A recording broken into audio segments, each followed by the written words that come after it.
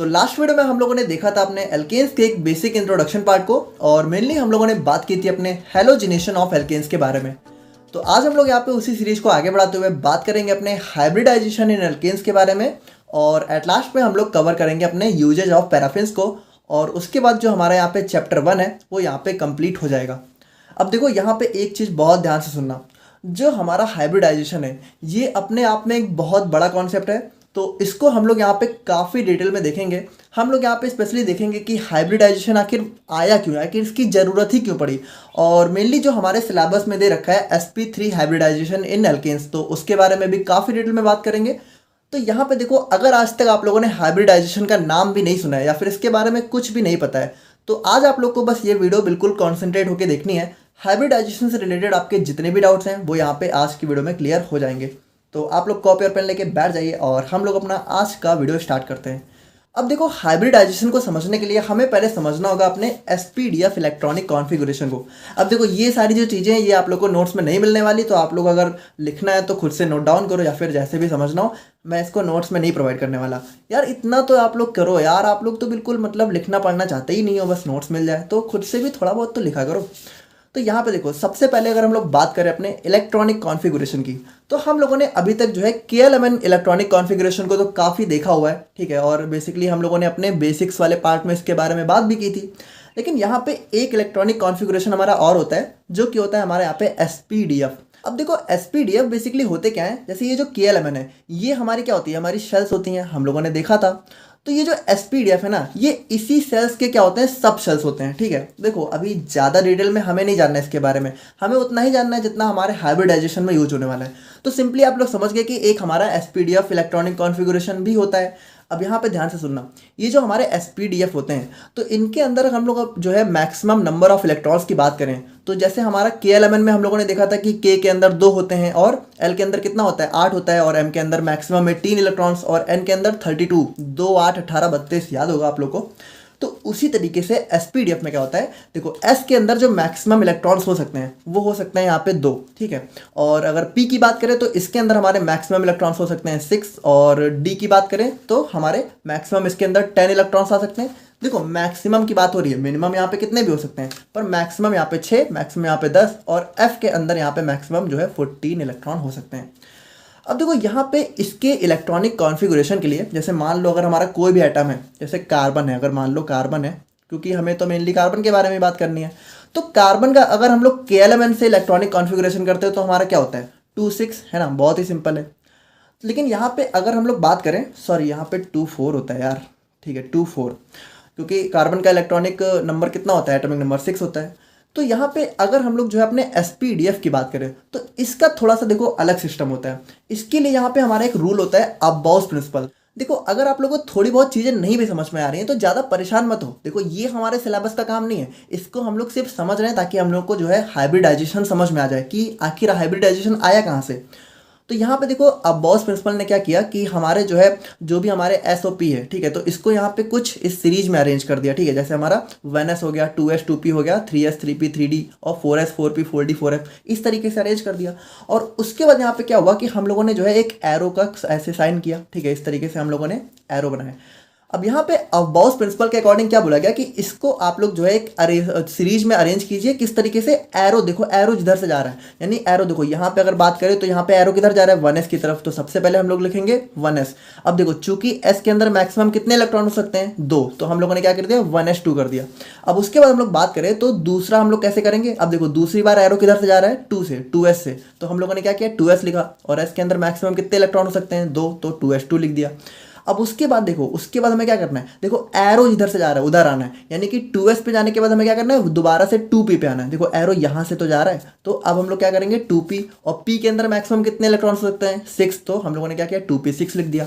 और उसके बाद यहाँ पे देखो कैसे आना है, 2p से हमें आना है 3s पे, ठीक है, तो उसके बाद हम लोग 3s पे गए, और 3s से फिर कहाँ जाना है, 3p पे, क्योंकि जब देखो एरो इधर से जा रहा है तो 3p पे गए तो 3p लिख दिया। और उसके बाद फिर 3p से 4s, तो 4s, और उसके बाद 4s से कहाँ जाना है, 3d, तो 3d, और 3d से देखो कहाँ, 4p, तो 4p, और उसके बाद 5s, और इसी तरीके से देखो जैसा भी हमारा कंपाउंड है उस हिसाब से हम लोग जो है नेमिंग कर सकते हैं।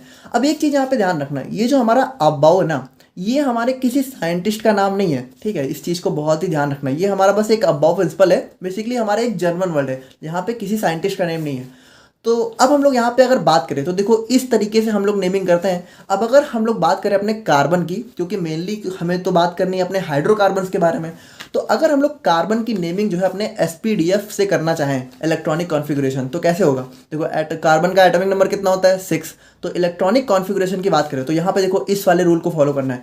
तो सबसे पहले हम लोग क्या लिखेंगे? सबसे पहले लिखेंगे हम लोग 1s। अब 1s के अंदर कितने? s के अंदर मैक्सिमम 2। तो कार्बन का देखो, कार्बन का जो एटॉमिक नंबर है वो कितना है? 6, यानी हमें जो है 6 इलेक्ट्रॉन फुलफिल करने हैं। तो देखो 2 तो हमारे 1s के पास चले गए, तो बचे कितने? अब बचे इसके पास 4, तो दूसरा हमारा 2s2 आ जाएगा। तो देखो 2 यहाँ पे s के पास और 2 यहाँ पे s के पास, तो हमारे 4 हो गए। अब बचा कितना? अब बचा हमारा यहाँ पे देखो 4 इलेक्ट्रॉन तो गए, अब बचा हमारा 2। अब 2 किस में जाएगा? अब 2 जाएगा इस 2p में। अब देखो 2p के अंदर मैक्सिमम, यहाँ पे p के अंदर मैक्सिमम कितने? 6 इलेक्ट्रॉन हो सकते हैं, लेकिन यहाँ पे हमारे कार्बन के पास तो 2 ही हैं। तो हम लोग क्या करेंगे? सिंपल सा हम लोग जो है इसके अंदर जो है 2 इलेक्ट्रॉन लिख देंगे। तो हमारा इलेक्ट्रॉनिक कॉन्फ़िगरेशन क्या हो जाएगा? 1s2 2s2 2p2। देखो समझ रहे हो ना, बहुत ईजी है, सिंपल। क्या देखो इस वाले रूल को फॉलो करना है, इलेक्ट्रॉन्स को फुलफिल करना है। एस के अंदर 2 गए और एस के अंदर 2 गए, इन दोनों के अंदर 2 2 चले गए, तो 4 हो गया। और हमारा कितना बचा? 2। तो 2 हमारा इस 2p के अंदर चला गया। अब देखो कार्बन का तो चलो हमारा ये हो गया। अब अगर हम लोग बात करें अपने हाइड्रोजन की, क्योंकि हाइड्रोजन के बारे में भी हमें बात करनी है, तो हाइड्रोजन का एटॉमिक नंबर कितना होता है? 1। तो अगर हम लोग हाइड्रोजन की इलेक्ट्रॉनिक कॉन्फ़िगरेशन एसपीडीएफ से करें तो कितना होगा? देखो इसके अंदर तो सिर्फ एक ही इलेक्ट्रॉन है, तो इसका इलेक्ट्रॉनिक कॉन्फ़िगरेशन सिंपल सा हो जाएगा 1s, और s के अंदर भी कितना? 1। देखो s के अंदर मैक्सिमम 2 हो सकते हैं, लेकिन हाइड्रोजन के पास तो एक ही है, तो हमारा 1s1 ये हो जाएगा हमारे हाइड्रोजन का। और 1s2 2s2 2p2 ये हो जाएगा हमारे जो है कार्बन का इलेक्ट्रॉनिक कॉन्फ़िगरेशन। अब देखो एक छोटा सा कॉन्सेप्ट यहाँ पे और आ जाता है हमारा, कि जो हमारा s ऑर्बिटल होता है, देखो यहाँ पे जो हमारा एसपीडीएफ है ना, इसको हम लोग बोलते हैं ऑर्बिटल्स, ठीक है। तो जो हमारा एस ऑर्बिटल होता है, तो इसके लिए हम लोग यहाँ पे देखो मैक्सिमम एस में कितने इलेक्ट्रॉन हो सकते हैं? 2। तो इलेक्ट्रॉन्स को सबसे पहले हम लोग यहाँ पे इस तरह की स्पिन से जो है कह सकते हो कि डिनोट करते हैं, ठीक है। तो यहाँ पे देखो ये हो गया हमारा इलेक्ट्रॉन, देखो एक मतलब 2 मतलब हो गया 2। जैसे अगर एक बना रहे हैं तो एक का मतलब 1, और यहाँ पे हम लोग क्या करते हैं? पेयर में बनाते हैं इस तरीके से, तो इसका मतलब हो गया हमारा यहाँ पे 2 इलेक्ट्रॉन। तो जो हमारा एस ऑर्बिटल होता है, तो इसके लिए हम लोग यहाँ पे एक सिंगल सा बॉक्स बना देते हैं, और उसके अंदर क्या करते हैं? अपने जो भी इलेक्ट्रॉन्स हैं उनको यहाँ पे इस तरीके से फुलफिल कर देते हैं। तो एस के अंदर मैक्सिमम 2 आ सकते हैं, तो हम लोगों ने 2 बना दिया। अब अगर हम लोग पी की बात करें तो पी के अंदर मैक्सिमम कितने इलेक्ट्रॉन हो सकते हैं? 6। तो 6 के लिए हम लोग क्या करेंगे? 3 बॉक्स बना देंगे, और यहाँ पे जो अपने इलेक्ट्रॉन्स को इस तरीके से फुलफिल कर देंगे। और डी के अंदर मैक्सिमम कितने हो सकते हैं? देखो डी के अंदर मैक्सिमम 10 इलेक्ट्रॉन हो सकते हैं, तो यहाँ पे हमारे बॉक्स कितने बनेंगे? 5। और एफ के अंदर यहाँ पे मैक्सिमम 14, तो इसके यहाँ पे बॉक्स कितने बनेंगे? 7। तो 7 के अंदर इस देखो यहाँ पे अगर मान लो बाय चांस अभी भी आप लोगों को ये सारी चीज़ें नहीं समझ में आ रही, तो बिल्कुल परेशान मत हो। देखो ये सारी चीज़ें बस हम लोग थोड़ा सा समझ रहे हैं। मेनली हम लोग को क्या समझना है? मेनली हम लोग को ये समझना है कि जो कार्बन का इलेक्ट्रॉनिक कॉन्फ़िगरेशन है वो कितना होता है? 1s2 2s2 2p2, इतना समझ गए ना। और हाइड्रोजन का कितना होता है? 1s1, बस सिंपल। अब देखो अगर हम लोग जो है अपने इस इलेक्ट्रॉनिक कॉन्फ़िगरेशन को इस तरीके से दिखाना चाहें, इस वाले बॉक्स की तरीके से, तो यहाँ पे देखो क्या है, जो हमारा एस ऑर्बिटल है, तो इसको हम लोग जैसे अगर हम लोग अपने कार्बन के इलेक्ट्रॉनिक कॉन्फ़िगरेशन की बात करें तो इसका कितना है? देखो 1s2, यहाँ पे 2 एस ऑर्बिटल है, तो सबसे पहले 1s2 के लिए हम लोगों ने एक बॉक्स बनाया, और 2 इलेक्ट्रॉन है तो दोनों को भर दिया। और उसके बाद 2s2 के लिए भी एक बॉक्स बनाया, और 2 इलेक्ट्रॉन है ना इसके अंदर, तो दोनों को भर दिया। अब बचा हमारा 2p2। अब देखो p के लिए हमारे यहाँ पे 3 बॉक्स होते हैं, थोड़ा सा ध्यान से देखना। देखो इसको थोड़ा सा हम लोग समझते हैं, जैसे कि ये हो गया हमारा यहाँ पे कार्बन, ठीक है। और कार्बन का हमारा कितना है इलेक्ट्रॉनिक कॉन्फ़िगरेशन? 1s2 2s2 और 2p2। देखो अभी तक हम लोगों ने जितना कुछ देखा, हम लोग को एट लास्ट में यही चीज़ समझनी है, क्योंकि यही अभी हमें हमारे मेनली काम आने वाली है। तो इसका इलेक्ट्रॉनिक कॉन्फ़िगरेशन ये हो गया। अब अगर हम लोग इसको जो है इस बॉक्स में दिखाना चाहें, ठीक है, तो ये हमारा देखो ये एस का बॉक्स हो गया, और ये भी हमारा एस का ऑर्बिटल हो गया। देखो इसको हम लोग ऑर्बिटल बोलते हैं, ठीक है। बॉक्स अभी आप लोग थोड़ा समझने के लिए बोल दे रहे हैं। और ये हो गया हमारे यहाँ पे पी। तो एस के अंदर देखो कितना हो गया? ये इस तरीके से हमारे दोनों भर गए और S के अंदर यहाँ पे दोनों।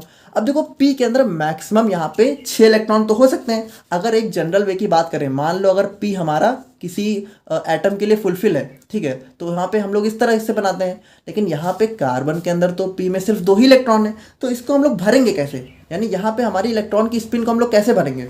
तो आप में से ज़्यादातर लोगों के दिमाग में आएगा कि इसको हम लोग इस तरीके से सिंपली भर देंगे, है ना, यहाँ पे 2 है तो दोनों को एक ही बॉक्स में भर दो। लेकिन ये यहाँ पे जो है हमारा गलत हो जाता है, क्योंकि यहाँ पे आ जाती है हमारी एक theory, valence bond theory, VBT।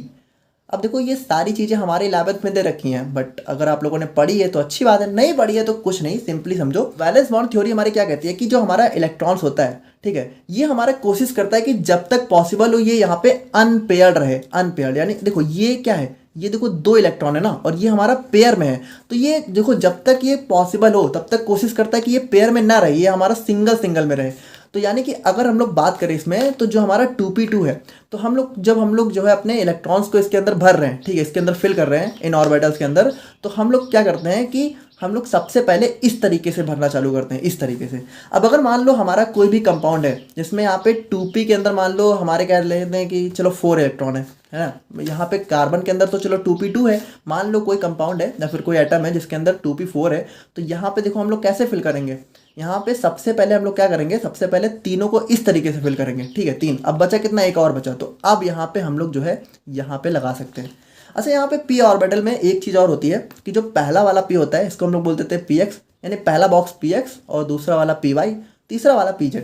देखो ज़्यादा कंफ्यूज मत हो, बस सिंपल सा कॉन्सेप्ट है, कुछ काम नहीं है अभी, ठीक है, अब इतना आप लोग सिंपली समझ गए होंगे। तो यहाँ पे जो हमारा कार्बन का इलेक्ट्रॉनिक कॉन्फ़िगरेशन है, तो ये देखो ये हमारा जो है कुछ इस तरीके से होता है। तो आई होप कि आप लोग यहाँ पे इतनी चीज़ तो यहाँ पे समझ गए होंगे।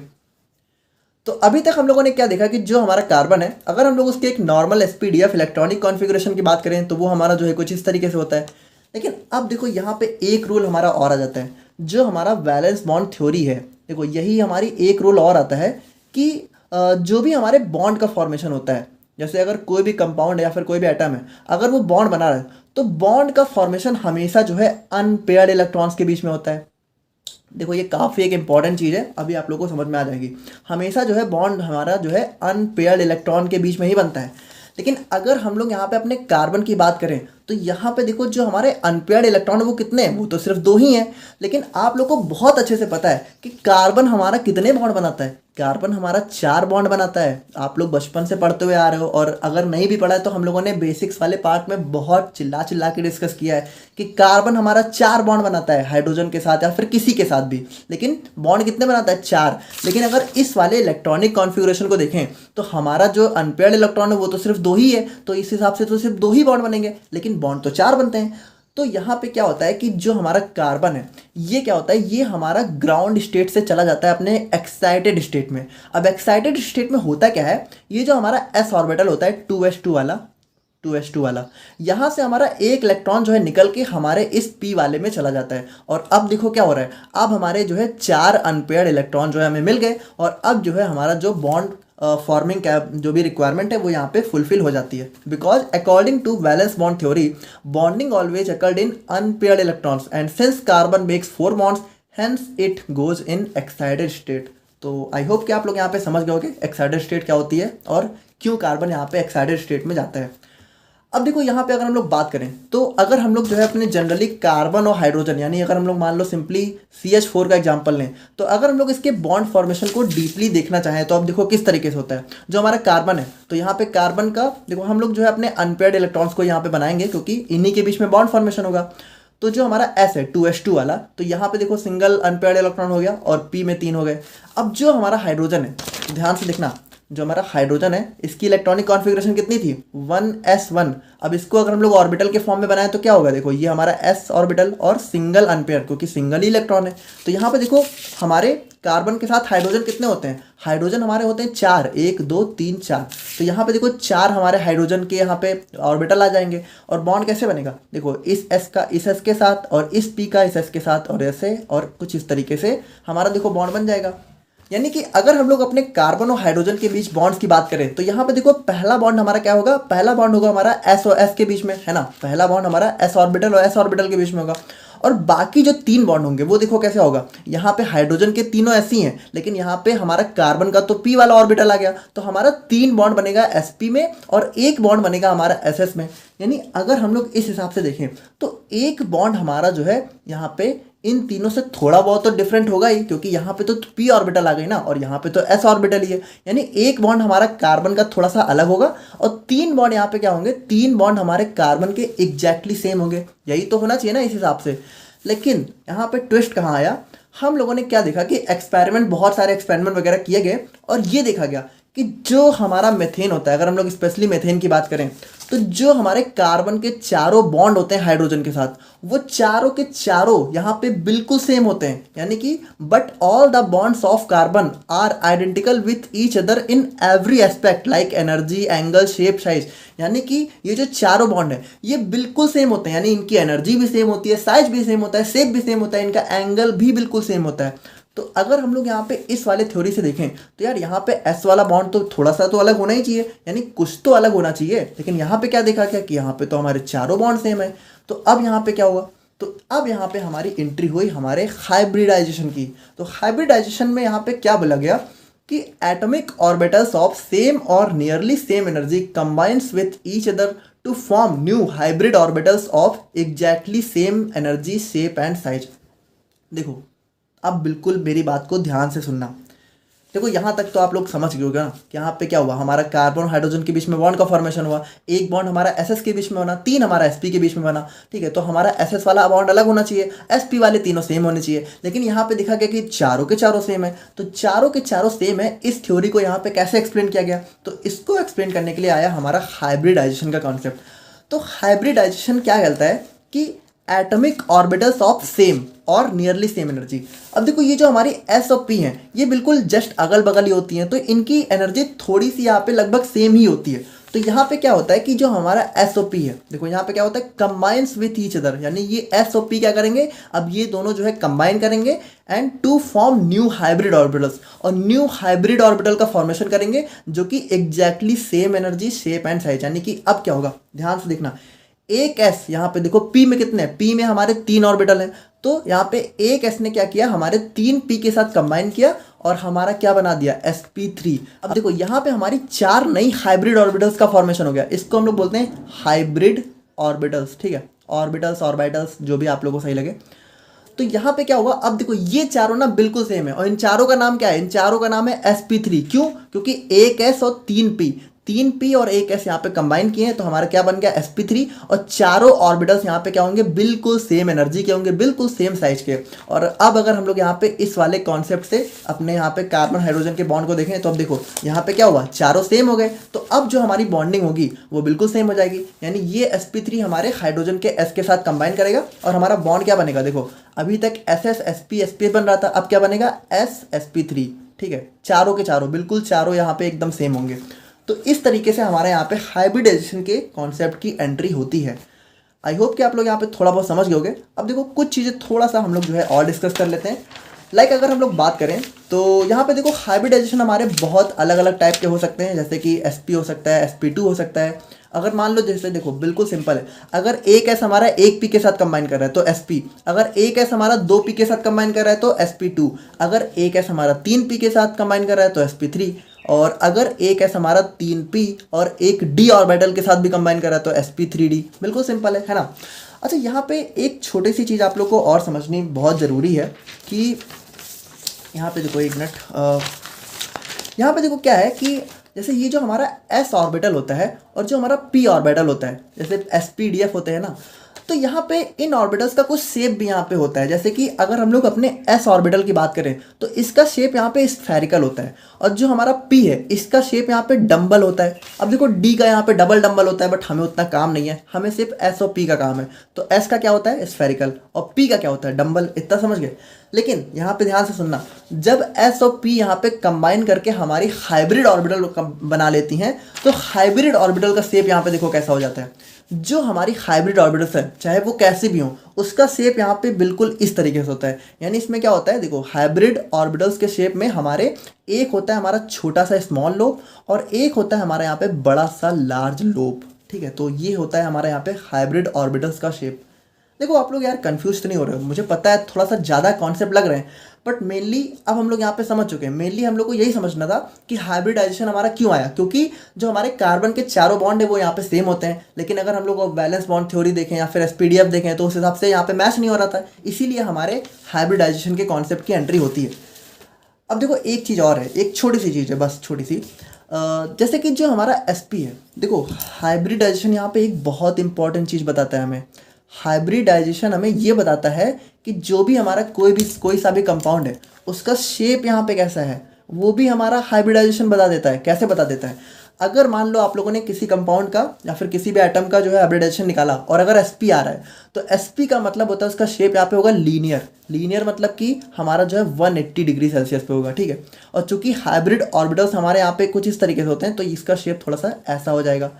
अच्छा देखो, इन सब के बारे में हमें नहीं जानना है, हमें बात करनी है अपने sp3 के बारे में, क्योंकि यहाँ पे क्या होता है, देखो हमारा जो CH4 है, हमारा जो मेथेन है, हम लोगों ने इसी को तो देखा इतनी देर से, और इसका हमारा हाइब्रिडाइजेशन कितना होता है, इसका होता है हमारे यहाँ पे sp3, और जिसका भी हाइब्रिडाइजेशन यहाँ पे sp3 होता है उसका शेप कैसा होता है, टेट्राहेड्रल। और कल हम लोगों ने क्या देखा था, कल हम लोगों ने देखा था कि जो हमारा मेथेन होता है उसका शेप कैसा होता है, टेट्राहेड्रल। टेट्राहेड्रल का मतलब है कि जो हमारा मेथेन है उसका शेप हमारा जो है कुछ इस तरीके से एच और एच, ठीक है। और अगर हम लोग यहाँ पे अपने शेप बनाना चाहें, ठीक है, तो हमारा देखो कुछ इस तरीके से बनता है। एक हमारा ये देखो, एक हमारा ये बड़ा सा लोब, ठीक है, ये अब देखो ये यहाँ पे छोटा सा भी निकाल देते हैं, छोटा सा भी तो होता है, ये ऐसे, और ये वाला कुछ इस तरीके से देखो, और ये वाला जो है हमारा कुछ इस तरीके से। तो देखो ये होता है हमारा यहाँ पे हाइब्रिडाइजेशन, ठीक है, जो कि हमें क्या बता देता है, हमें शेप भी बता देता है। अच्छा देखो एक चीज़ और होती है कि जो छोटा वाला लोब होता है, जैसे कि हमारे हाइब्रिड ऑर्बिटल्स का शेप ऐसा होता है ना, तो ये जो छोटा वाला लोब है जनरली हम लोग क्या करते हैं कि इसको यहाँ पे डिसअपियर कर देते हैं, यानी कि जनरली हम लोग इसको शो नहीं करते। ज़्यादातर बुक्स में भी आप लोग को ये शो नहीं मिलता है। यानी अगर हम लोग अपने कार्बन यानी कि CH4 का स्ट्रक्चर बनाना चाहें तो सिंपली ये देखो, ये बिल्कुल सिंपल ऐसा, ऐसा, ऐसा और ऐसा। तो ये देखो इस तरीके से हमारे यहाँ पे कार्बन का जो है, हमारे CH4 का जो है शेप बन जाता है। तो आई होप कि अब आप लोग यहाँ पे पक्का हाइब्रिडाइजेशन को समझ गए होंगे कि आखिर इसकी एंट्री क्यों है। अब हम लोग थोड़ा सा थ्योरी पोर्शन देख लेते हैं कि आप लोगों को एग्जाम में किस तरीके से लिख के आना है।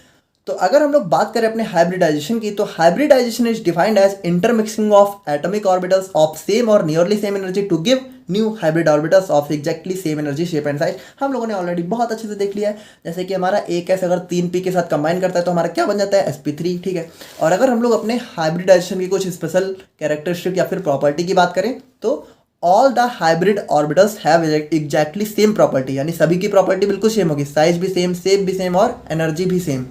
और उसके बाद हम लोग बात करें तो the number of hybrid orbitals is equal to number of intermixing orbitals. देखो ये बहुत इंपॉर्टेंट चीज़ है, यहाँ पे जो हमारे हाइब्रिड ऑर्बिटल्स हैं उनका नंबर यहाँ पे इंटरमिक्सिंग के बराबर ही होता है। देखो यहाँ पे एक एस और 3p कंबाइन कर रहे हैं, यानी कि टोटल यहाँ पे कितनी ऑर्बिटल्स हैं, 4।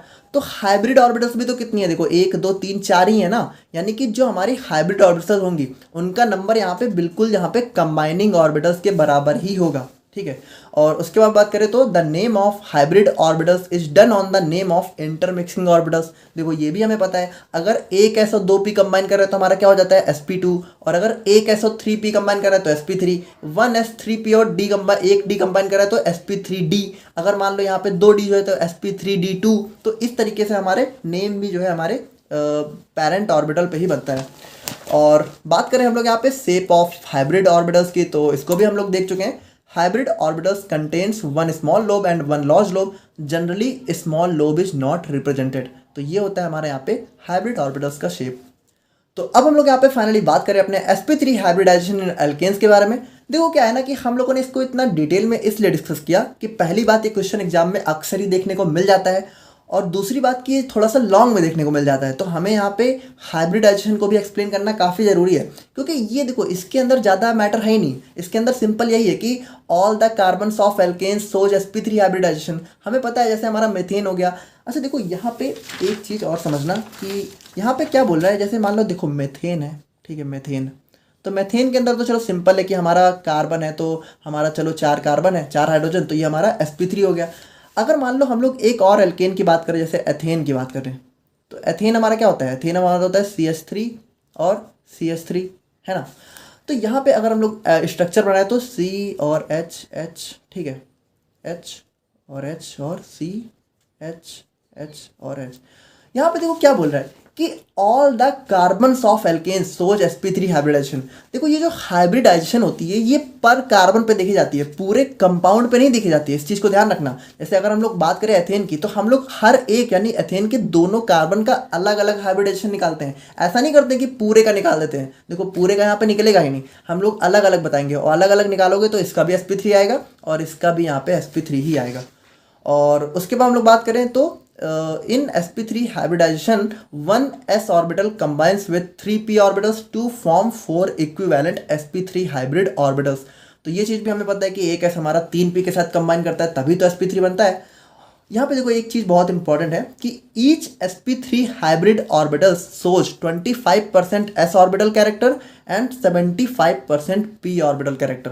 देखो यार ये बहुत ही लॉजिकल है कि जैसे एक s है और p कितना है, 3 है, तो अगर हम लोग यहाँ पे इसको 100% जज करें तो s हमारा कितना है, देखो s हमारा 1 है, p 3 है, तो p हमारा 75% हो जाएगा ना, सिंपल है, और s हमारा कितना 25 हो जाएगा, और दोनों को कंबाइन कर ले तो 100%, सिंपल है। और एग्जाम्पल की बात करें तो sp3 hybridization of carbon in alkanes, तो यही चीज़ तो हम लोगों ने काफ़ी डिटेल में डिस्कस करी है कि ग्राउंड स्टेट में हमारा देखो इलेक्ट्रॉनिक कॉन्फ़िगरेशन कुछ इस तरीके से होता है, और एक्साइटेड स्टेट में क्या होता है हमारा कुछ इस तरीके से हो जाता है, और हाइब्रिडाइज स्टेट में क्या होता है हमारा जो है ये दोनों ये s और ये p कंबाइन करके हमारे sp3 बना लेते हैं, और s तो हमारा होता ही है। और उसके बाद हम लोग बात करें तो द कार्बन्स ऑफ एल्केन्स सोच टेट्राहेड्रल अरेंजमेंट। यहाँ पे देखो ये चीज़ तो हम लोगों ने ऑलरेडी बहुत अच्छे से डिस्कस करी है। अच्छा यहाँ पे देखो एक चीज़ हम लोगों ने नहीं देखा था कि जैसे ये हमारा कार्बन है, तो ये देखो ये हो गया हमारा, देखो ये हमारे कार्बन का ही तो स्ट्रक्चर है, लेकिन अगर हम लोग अपने मेथेन को भी अपने हाइड्रोजन को भी दिखाना चाहें तो हाइड्रोजन देखो क्या होता है, हाइड्रोजन होता है 1s1, है ना, यानी इसके अंदर क्या होता है, इसके अंदर s ऑर्बिटल होती है, और s ऑर्बिटल में अभी हम लोगों ने थोड़ी देर पहले ही बात करी कि s ऑर्बिटल का शेप यहाँ पे कैसा होता है, स्फेरिकल। तो यहाँ पे देखो हमारे 4 हाइड्रोजन होते हैं, तो यानी कि 4 स्फेरिकल हम लोग जो है कुछ इस तरीके से लगा देते हैं, तो ये हो जाता है हमारा यहाँ पे मेथेन का जो है जो भी कह सकते हो शेप वगैरह। और उसके बाद हम बात करें the angle between 2 orbitals is 109.5 degree. हम लोगों ने ऑलरेडी बात कर रखी है कि यहाँ पे जो भी एंगल होता है वो कितना होता है 109.5 डिग्री। और देखो ये हमारा एक 3D स्ट्रक्चर होता है, 3 डायमेंशनल स्ट्रक्चर होता है। ये सारी बातें हम लोग जो है अपने प्रीवियस लेक्चर में काफ़ी डिटेल में कर चुके हैं। तो फाइनली अब हम लोग यहाँ पे अपने एक छोटे से कॉन्सेप्ट को और डिस्कस कर लेते हैं, जो कि हमारा यूजेज ऑफ पैराफिन्स। अब देखो नॉर्मली तो ये 2 नंबर में ही क्वेश्चन बनता है, लेकिन कभी कभी क्या होता है ना कि इसी को जो है हमारे किसी लॉन्ग क्वेश्चन के साथ कंबाइन करके, या फिर कभी कभी देखा गया कि ये हमारा 5 या 7 नंबर में भी पूछा गया, तो इसको भी डिस्कस करना काफ़ी ज़रूरी हो जाता है। अब देखो पैराफिन्स क्या है, पैराफिन्स हमारा कुछ नहीं है, paraffins are nothing but simply the alkanes, यानी जो हम पढ़ते हुए आ रहे हैं वही है, एल्केन्स का ही दूसरा नाम होता है पैराफिन्स। देखो इसका नाम पैराफिन्स क्यों होता है, क्योंकि ये हमारा 2 वर्ड से मिलकर बना होता है, पहला होता है पैरम और दूसरा होता है एफिन्स। अब पैरम का मतलब होता है लिटिल और एफिन्स का मतलब होता है एफिनिटी। तो यहाँ पे क्या होता है कि जो हमारे एल्केन्स होते हैं तो ये यहाँ पे लिटिल एफिनिटी शो करते हैं टूवर्ड्स द रिएक्शन, यानी कि देखो हम लोगों ने काफ़ी डिटेल में बात करी कि रिएक्शन जल्दी नहीं देते हैं इनको, अगर रिएक्शन करवानी है इनकी तो हमें बहुत ज़्यादा हीट देनी पड़ती है, इसीलिए यहाँ पे क्या होता है इनका नाम यहाँ पे पैराफिन्स भी होता है। They are relatively inert towards the chemical reagent. अब देखो अगर हम लोग अपने यूजेज ऑफ पैराफिन्स की बात करें तो मेनली देखो हमारा ये जो है फ्यूल में ज़्यादा यूज होता है, बाकी थोड़ा बहुत यहाँ पे कॉस्मेटिक इंडस्ट्री वगैरह में भी यूज होता है। जैसे अगर हम लोग बात करें तो paraffins are widely used as fuel component for diesel and tractor engines, ठीक है, यानी डीजल और ट्रैक्टर में फ्यूल की तरह यूज होता है। और उसके बाद लिक्विड पैराफिन। अच्छा देखो ये जो पैराफिन है ना, इसका जो लिक्विड फॉर्म है वो ज़्यादा यूज होता है, जैसे कि liquid paraffin is a distilled and refined form of kerosene that can be burned in lamps and other devices. यानी कि जो हमारा लिक्विड पैराफिन होता है वो हमारे कैरोसिन का एक बहुत ही डिस्टिल्ड और रिफाइंड फॉर्म होता है, यानी बहुत प्योर फॉर्म होता है, जो कि हमारे लैम्प्स वगैरह यानी कि जो भी लैम्प्स वगैरह को बर्न होता है उनको यूज करने के लिए, मतलब उनको बर्न करने के लिए, उनको लाइट देने के लिए यूज करते हैं। और उसके बाद बात करें तो it is also used as fuel for jet engines and rockets, यानी जेट इंजन्स और रॉकेट्स में भी इसको फ्यूल की तरह यूज करते हैं। देखो हम बता रहे हैं ना मेनली ये फ्यूल की तरह ज़्यादा यूज होता है। Liquid paraffin is a very highly refined mineral oil that also contains medical properties and commonly use to treat dry skin and constipation. यानी कि देखो ये हमारा ना एक बहुत ही जो भी लिक्विड पैराफिन है वो बहुत ही हाईली रिफाइंड मिनरल ऑयल होता है, जिसके अंदर यहाँ पे बहुत सारी मेडिकल प्रॉपर्टी भी होती है और इसको हम लोग यहाँ पे ड्राई स्किन और कॉन्स्टिपेशन को ट्रीट करने के लिए भी यूज करते हैं। बेसिकली यहाँ पे वाटर के फुलफिलमेंट में काम करता है। देखो कॉन्स्टिपेशन में भी क्या होता है, वाटर लॉस हो जाता है स्टूल से, तो यहाँ पे उसके अंदर वाटर की रीसप्लाई करता है। और liquid paraffin is mainly used as a lubricant in various industries, यानी कि बहुत सारी इंडस्ट्रीज में ये ल्यूब्रिकेंट की तरह भी यूज होता है। और उसके बाद it is also used as fuel for cooking, यानी कुकिंग के लिए हमारा ये भी जो भी हम लोग जैसे रसोई घर में जो भी गैस होती है एलपीजी वगैरह, तो उसमें भी यूज होता है। और it is also used in penicillin production, तो पेनिसिलिन को बनाने के लिए भी यूज करते हैं। It is widely used in cosmetic industries to make creams and petroleum jelly. देखो यहाँ पे जो भी क्रीम्स और पेट्रोलियम जेली स्पेशली होती है उसमें भी यहाँ पे इसका यूज किया जाता है। जैसे जो वैसलीन होती है, वैसलीन पेट्रोलियम जेली होती है, आप लोगों को पता होगा, उसमें भी इसका यूज होता है। And it is also used as ingredients in many agricultural insecticides. Insecticides क्या होता है? इंसेक्टिसाइड्स हमारे ऐसे एजेंट्स होते हैं जो कि इंसेक्ट को मारने का काम करते हैं, यानी उसको किल करने का काम करते हैं। तो हमारा जो भी एग्रीकल्चरल इंसेक्टिसाइड्स होते हैं, यानी कि जो भी हमारे फार्मर्स होते हैं वो खेती करने के लिए कीटनाशकों का छिड़काव करते हैं, तो उसमें भी हमारा जो है हमें लिक्विड पैराफिन या फिर पैराफिन देखने को मिलता है। तो आई होप कि आप लोग को यहाँ पे ये वाला टॉपिक समझ में आ गया होगा और एल्केन्स का चैप्टर यहाँ पे हमारा खत्म हो जाता है। और नेक्स्ट वीडियो में हम लोग बात करते हैं अपने एल्केन्स के बारे में। Thank you so much.